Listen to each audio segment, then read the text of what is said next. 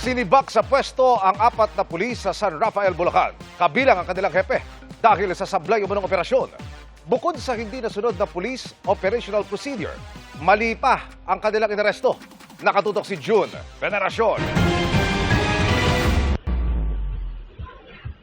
Napalabas sa kinakainang restaurant sa Baliwag, Bulacan ang isang negosyante nang sabihang may nakabangga umano sa nakaparada niyang sasakyan. Pero pagsilip niya at ng katrabaho sa sasakyan, nilapitan sila ng mga nagpakilalang pulis.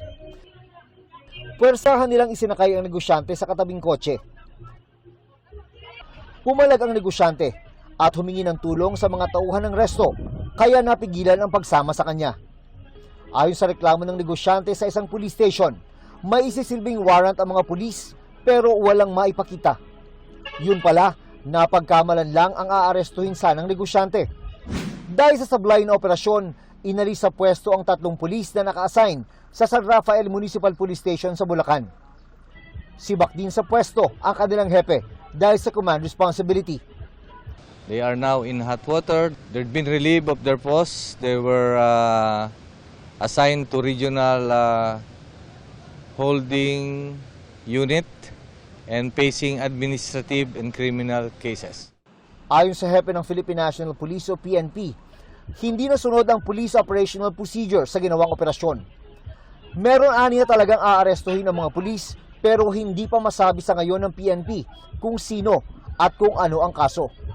Kabilang din sa mga iniimbestigahang lapses ng mga pulis San Rafael ang hindi pa kikipag-coordinate sa Baliwag Police bago isagawa ang operasyon. Well, pagka mag-ooperate ka, you should be correct and or clear of your target. Meaning, yung subject nyo nang i-operate is alam na alam nyo at pinag-aralan nyo and therefore merong kakulangan yun sa intelligence work. Nagkamali po sila ng hinuhuli. And to compound that ay hindi po nila inireport yung nangyari na yan na nagkaroon po ng, di ba nagkaroon po ng konting commotion, hindi po nila inireport. They only reported it nung medyo nag-viral na after 12 hours. Hindi rin isinasara ng PNP ang posibilidad na hindi mistaken identity ang nangyari at baka bahagi ng modus ang ginawa ng mga pulis. It will be part of the investigation, no? Continuing investigation naman even after filing of case. Nakipag-coordinate ang National Police Commission sa biktima. Magpupuntaan nila ito sa kanilang opisina sa Lunes para magsampa ng reklamo laban sa mga pulis. Wala pang pahayag ang mga na-relieve na pulis. June Veneracion, Nakatutok, 24 Oras.